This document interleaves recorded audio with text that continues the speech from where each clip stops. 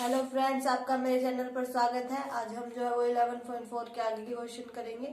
अगर आपने पिछले क्वेश्चंस की वीडियो नहीं देखी है तो देख लीजिए, और अगर आपको वीडियो अच्छी लगे तो इसे लाइक शेयर जरूर कीजिए। आज हम जो है वो इसके आगे क्वेश्चन करते हैं। फॉर्मूले आपके सेम लगेंगे, बस थोड़ा थोड़ा डिफरेंस जो है वो क्वेश्चन में दिया गया है, वो आपको ध्यान में रखना है कि आपका जो है वो क्या क्या आपको दिया गया है और क्या आपको निकालना है। उस हिसाब से आप जो है वो क्वेश्चन सॉल्व कर सकते हैं। बाकी फॉर्मूला आपका वही रहेगा, सेम है, और आप जो है वो उसी से जो है वो क्वेश्चन सॉल्व कर सकते हैं। तो इसी तरह आज हमारी जो 11.4 है वो कंप्लीट हो जाएगी। और 11 चैप्टर में अगर आपको कोई भी प्रॉब्लम है तो आप कमेंट कीजिए, और अगर इसकी आपने बाकी वीडियोस नहीं देखी हैं तो वे आप देख लीजिए। तो चलिए हम वीडियो शुरू करते हैं। और उससे पहले अगर आपको वीडियो अच्छी लगे तो लाइक शेयर जरूर कीजिएगा, और अगर आप मेरे चैनल पर नए हैं तो सब्सक्राइब कर लें, ठीक है। तो चलिए हम क्वेश्चन करते हैं। जो आपका क्वेश्चन दिया गया है वो ये दिया गया है कि एक दूध के टैंक जो है वो बेलन के आकार का है। ये बेलन के आकार का जो है वो आपका एक दूध का टैंक दिया गया है, ठीक है। फिर इसने दिया है कि जो इसकी त्रिज्या है वो आपको दी गई है, व्यास नहीं दिया गया है। अगर व्यास दिया होता तो हमें त्रिज्या निकालनी पड़ती, इसने सीधी त्रिज्या हमें दे दी। और लंबाई बता दी इसने 7 मीटर है, ठीक है। लंबाई 7 मीटर है।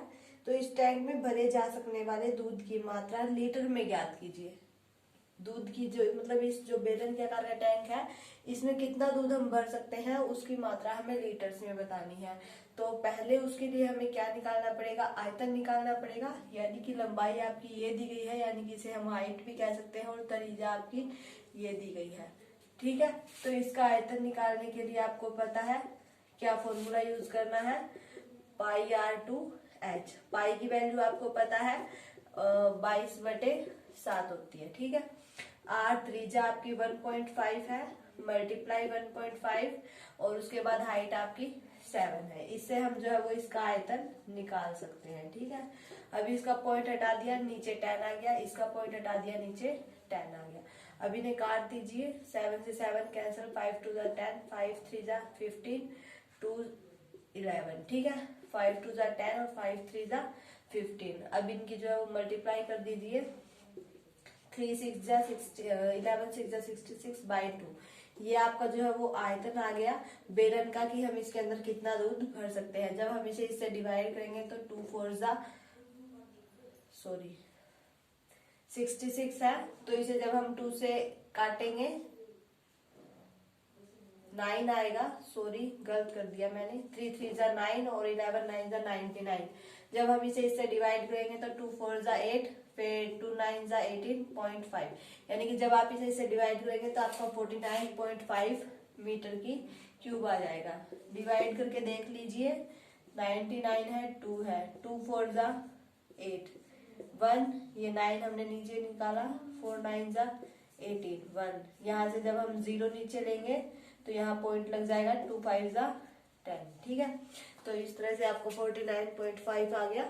फिर इसने क्या कहा है कि जो आपका टैंक है उसमें दूध की मात्रा है वो हमें क्या करनी है, लीटर्स में बतानी है। लेकिन हमारा क्या है, यहाँ मीटर्स है। तो अब पहले आप ये देखिए कि जो आपका 1 मीटर की क्यूब होता है उसमें आपका 1000 लीटर होता है, ठीक है। ये आपकी बुक में भी दिया गया है, या आप याद भी रख सकते हैं कि जब आपका 1 मीटर की क्यूब होता है तो उसमें आपका 1000 लीटर होता है। तो अब हमारे पास इतना है, आयतन कितना है हमारा 49.5 है, तो नीचे मैंने 10 लगा दिया, ठीक है।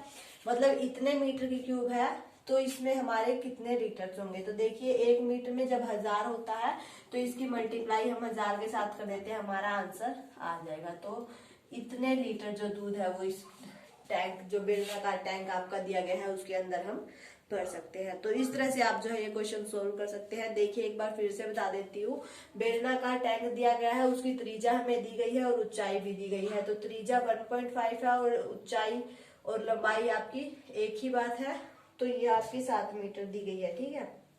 फिर हमें इसका आयतन बताना है। आयतन का फॉर्मूला मैंने आपको पिछली 2 वीडियो में भी बताया है, अगर आपने को फिर भी याद नहीं है तो ये आपका आयतन का फॉर्मूला होता है पाई आर स्क्वायर एच, और पाई की वैल्यू आपकी हमेशा आपको 22/7 ही रखनी है। कई बार 3.14 भी रखवाई जाती है, पर अब तक वो आपकी नहीं रखवाई गई है, आपको 22/7 ही रखनी है। तो आयतन निकालने के लिए इस फॉर्मूले में हमने हर एक चीज रख दी, हाइट रख दी, पाई की वैल्यू रख दी, और त्रिज्या जो हमें दी गई थी हमने वो रख दी। पॉइंट हटाया तो नीचे tan आ गया, फिर हमने इसे काट दिया, हमसे जितना कटा, फिर आयतन आपका ये आ गया। इसे जब हमने इससे डिवाइड किया तो 49.5 मीटर की क्यूब, ये आपका जो है वो आयतन आपका आ गया कि इसके अंदर आप इतना दूध भर सकते हैं। फिर इसने एक और क्वेश्चन किया कि आपको जो है ये दूध की मात्रा वो लीटर्स में बतानी है, तो ये आपका मैथ में भी दिया गया है, और आपको पता होना चाहिए कि जो 1 मीटर की क्यूब होता है उसमें आपका 1000 लीटर होता है, ठीक है। तो इतना मीटर की क्यूब है, तो इसे जब हम 1000 से मल्टीप्लाई करेंगे तो हमें पता लग जाएगा कि जो बेलनाकार टैंक है उसमें हम कितना दूध भर सकते हैं। हमने इसे 1000 से डिवाइड कर दिया, जो इसका पॉइंट था वो नीचे tan रख दिया, उस 0 से 1 0 कैंसिल कर दिया और इसकी मल्टीप्लाई की तो इतना लीटर आपका आ गया कि आप इतना लीटर दूध जो है वो उस टैंक के अंदर भर सकते हैं। तो इस तरह से आप ये क्वेश्चन सोल्व कर सकते हैं। चलिए इसी के साथ हम नेक्स्ट क्वेश्चन करते हैं। नेक्स्ट क्वेश्चन में आपका पूछा गया कि एक घन के प्रत्येक किनारे को 2 गुना कर दिया जाए। घन दिया गया है आपका जिसकी सभी भुजाएं आपकी समान होती है, ठीक है, घन है। इसने कहा है कि उसके प्रत्येक किनारे को 2 गुना कर दिया जाए तो इसके पृष्ठ क्षेत्रफल में कितने गुना वृद्धि होगी और आयतन में कितने गुना होगी। वैसे हम जो है घन की भुजा वो ए लेके चलते हैं।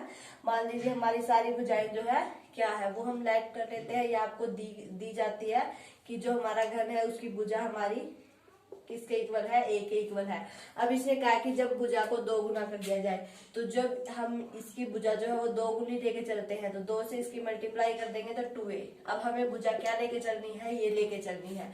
फिर इसने कहा है कि अगर हम भुजा 2 गुनी कर दी जाए तो क्या इसके पृष्ठ क्षेत्रफल में कितने गुना की वृद्धि होगी और आयतन में कितने गुना की वृद्धि होगी। तो आपको पता होना चाहिए जो आपका घन है उसका घन का पृष्ठीय क्षेत्रफल आपका क्या होता है, 6 गुना भुजा का स्क्वायर, ये आपका पृष्ठीय क्षेत्रफल होता है।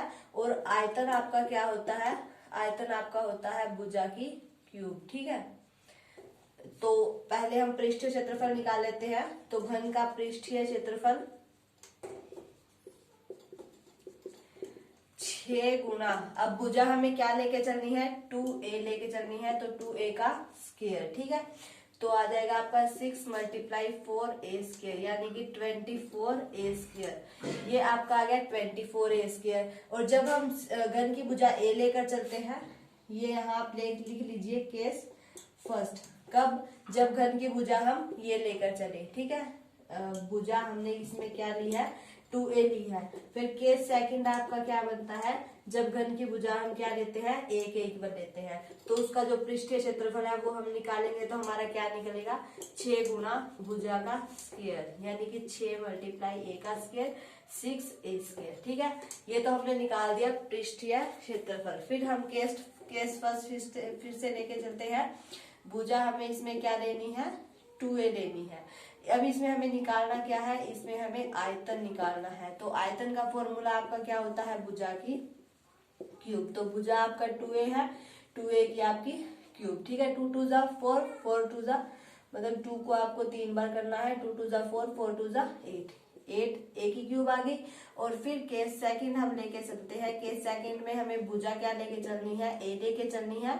और जब हम a भुजा से उसका आयतन निकालते हैं तो हमारा क्या होता है, भुजा की क्यूब। भुजा हमारी a है यानी कि a का क्यूब, तो a की क्यूब आपकी आ जाती है। तो अब हम इससे क्या कह सकते हैं कि जब पृष्ठीय क्षेत्रफल में हम भुजा a लेकर चलते हैं और उसके बाद भुजा 2a लेकर चलते हैं तो हमारी कितने, देखिए ये 6 है और ये 4 है, तो 6 4 जा 24 होता है, यानी कि 4 गुना वृद्धि हुई है। कितनी वृद्धि हुई है, 4 गुना वृद्धि हुई है। भुजा जब हम a लेकर चलते हैं तब हमारा 6a स्क्वायर आएगा, और जब हम 2a लेकर चलेंगे तो 24 आएगा, तो 6 चौका 24, यानी कि 4 गुना ज्यादा वृद्धि जो है क्षेत्रफल में हो जाएगी। इसी तरह से हम आयतन का भी कह सकते हैं कि जब हम भुजा a लेकर चलेंगे जब हमारा 8a की क्यूब आएगा, लेकिन जब हम भुजा 2a लेकर चलते हैं तो 8a की क्यूब आता है, यानी कि कितने गुना की वृद्धि हो गई, 8 गुना की वृद्धि हो गई। तो इस तरह से आप बता सकते हैं कि जब आप भुजाएं a और 2a लेकर चलते हैं तो किसमें कितने गुना की वृद्धि होगी। तो इस तरह से आप ये जो है वो बता सकते हैं। दोनों का निकाल लीजिए अलग अलग और उसके बाद जो है वो बता दीजिए कि किसमें कितने गुना की वृद्धि हुई है। चलिए इसी के साथ हम जो है वो नेक्स्ट क्वेश्चन करते हैं। बहुत आसान क्वेश्चन है। इसमें आपका एक कुंड दिया गया है जो कि आपका किसके आकार का है, घनाभ के आकार का है। ठीक है, कुंड है। वैसे तो इसमें हमें कुंड से कोई मतलब नहीं है, हम सीधा क्वेश्चन जो है सोल्व कर सकते हैं। फिर भी कुंड है आपका, उसके अंदर जो है वो आपका मतलब कोई ट्यूबवेल है, वो पानी चला रहा है इसके अंदर। तो इसने कहा है कि एक कुंड के अंदर 60 लीटर प्रति मिनट की दर से पानी गिर रहा है।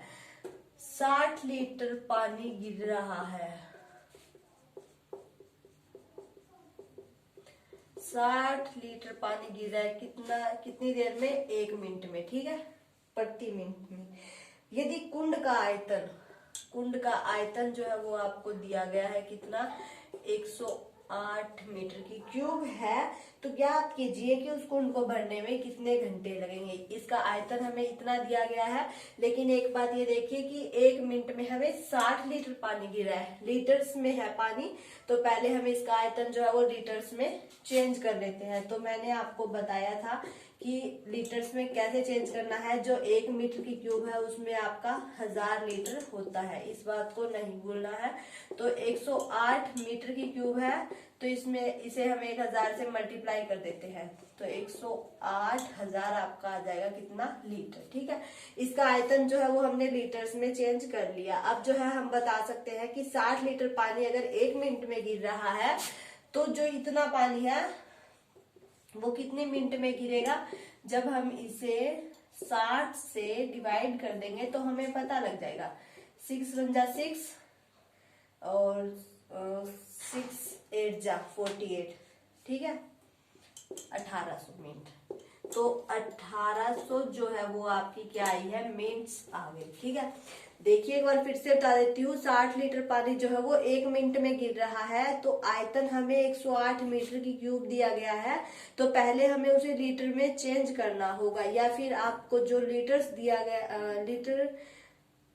इसे ही चेंज कर लीजिए, ज्यादा आसान रहेगा। तो इसे पहले हमें जो लीटर्स में चेंज करना होगा, इसे हमने लीटर्स में चेंज कर लिया। उसके बाद हम आसानी से बता सकते हैं कि अगर 60 लीटर पानी 1 मिनट में गिर रहा है, तो इतने लीटर पानी कितनी मिनट में गिरेगा, 1800 मिनट में गिरेगा। जब हम इससे डिवाइड कर देंगे तो हमें पता लग जाएगा कितनी मिनट में, 1800 मिनट में।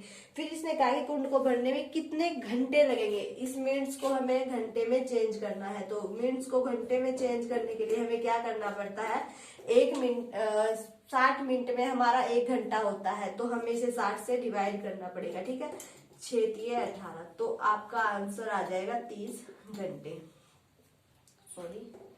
30 घंटे आपका जो है वो आंसर आ जाएगा। ठीक है, एक बार देखिए, फिर से देख लीजिए। कुंड है, उसमें पानी भरा जा रहा है। कहा जा रहा है कि 60 लीटर पानी जो है वो प्रति मिनट से गिर रहा है, और कुंड का जो आयतन है वो हमें दिया गया है 108 मीटर की क्यूब। तो पहले जो कुंड का आयतन है उसे लीटर में चेंज कर लीजिए, और लीटर में चेंज करने के बाद जो आपका आया है कुंड का आयतन, उसे डिवाइड कर दीजिए किससे, जो 60 जो 1 प्रति मिनट की दर से जितना पानी गिर रहा है उससे।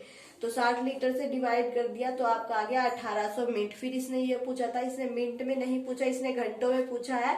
तो मिनट को घंटों में चेंज करने के लिए हमें इसे 60 से डिवाइड करना पड़ेगा, और आपका आ जाएगा 30 घंटे। तो इस तरह से आप जो है क्वेश्चन सॉल्व कर सकते हैं, इनमें कोई दिक्कत नहीं है, बहुत आसान क्वेश्चन है। और आप जो है वो पूरी एक्सरसाइज ट्राई करके देखिए, और जो पिछली वीडियोज है वो भी देख लीजिए। और अगर आपको कोई दिक्कत आती है तो आप कमेंट कीजिए। वीडियो अच्छी लगे तो इसे लाइक और शेयर कीजिए, और अगर आप मेरे चैनल पर नए हैं तो सब्सक्राइब करके बेल आइकन दबा लें, ताकि आपको मेरे आने वाले वीडियो के नोटिफिकेशंस मिलते रहें।